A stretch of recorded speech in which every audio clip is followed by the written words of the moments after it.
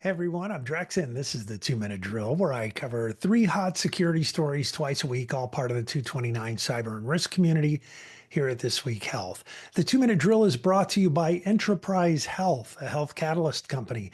Did you know that with Blueprint, you can pull risk data from all of your tools into a single unified risk management platform, and then you can prioritize all that risk and assign work and track exceptions and drive accountability all in one place? Blueprint. Check it out at enterprisehealth.com. Thanks for joining me today. Here's some stuff you might want to know about. Last summer, you may recall, I know a lot of you in the South will recall that there was a blood and blood product company called OneBlood that had to decrease its capabilities pretty drastically during a significant cyber event. As a result, 250 plus hospitals in Georgia and Florida and Alabama and the Carolinas all had to activate critical blood shortage protocols. State regulators now are asking a lot of questions, and OneBlood isn't answering a lot of those questions. They've declined to say how many people were affected by the data lost in the incident, saying only that certain files and folders were copied from the network without authorization. There's bound to be more to this story. I'll try to stay on top of it and I'll keep you posted. For more than 30 years, I was a healthcare CIO. And one of the things that was a chronic worry for me was what kind of risk exposure was invisible to my team because of shadow IT operations. Well, new research reported in Cyberscoop suggests that the problem of shadow IT is pervasive because even the cyber thugs have this problem.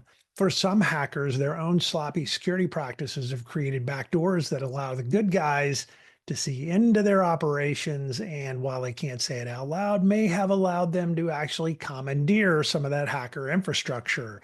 In a nutshell, hackers are making the same mistakes that the defenders are. And if you want to read the whole story, it's actually pretty good. Check it out on the news site.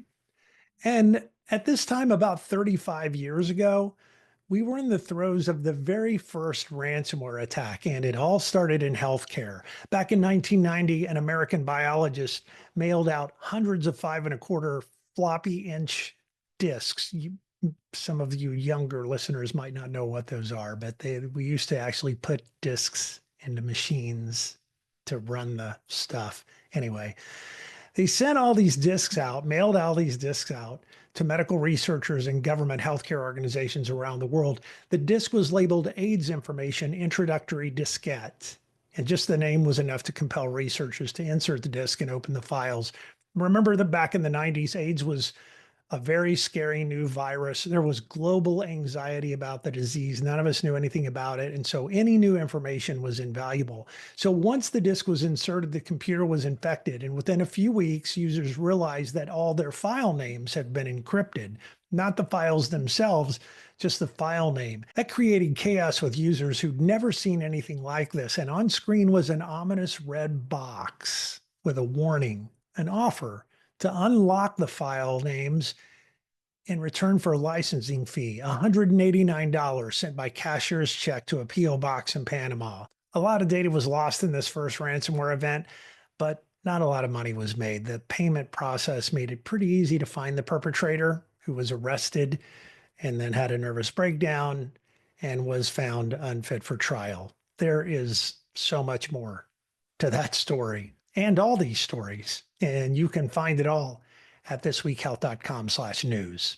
Today's 2 Minute Drill was brought to you by Enterprise Health, a health catalyst company. It turns out you can reduce the time and effort needed for third-party risk assessments by up to 50% using Enterprise Health's Blueprint Gen AI technology. Security, compliance, and peace of mind. Find out more at enterprisehealth.com. That's it for today's 2 Minute Drill. Thanks for being here. Stay a little paranoid. I'll see you around campus.